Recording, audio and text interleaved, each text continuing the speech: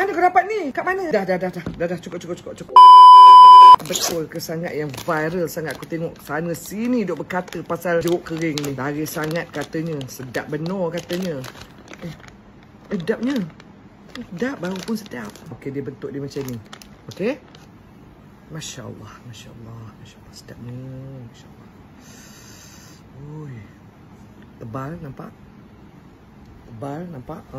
Tebal. Tak nipis je. Manis. Memang benar-benar harum manis. Lembut. Serius. Siapa tak beli, rugi. Dah. Karang bayar aku makan dulu. Betul. Sedap. Mangga dia lembut. Bukannya nipis je. Dia memang betul-betul daripada mangga harum manis. Korang pergi je dekat TikTok atau dekat beg kuning kat mana-mana masa siapalah. Cari jeruk mangga kering papal laris. Harum manis. Di herbs, okey?